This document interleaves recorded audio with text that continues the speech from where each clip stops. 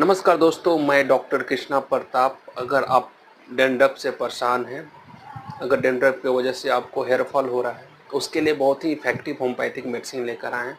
दोस्तों, अगर आप हमारे चैनल पर नए हैं तो हमारे चैनल को सब्सक्राइब करें, लाइक करें, अपने दोस्तों के साथ शेयर करें। दोस्तों, बात करते हैं डैंड्रफ के बारे में। आपके स्कैल्प में बहुत ज़्यादा डैंड्रफ हो गए हैं, उसकी वजह से आपको हेयर फॉल बहुत ज़्यादा हो रही है। सर, इफेक्टिव मेडिसिन है। मेडिसिन का नाम है विनिका माइनर। इस मेडिसिन को आपको 3 टाइम लेना है, 2-2 बूंद डायरेक्ट टोंग पर लेना है।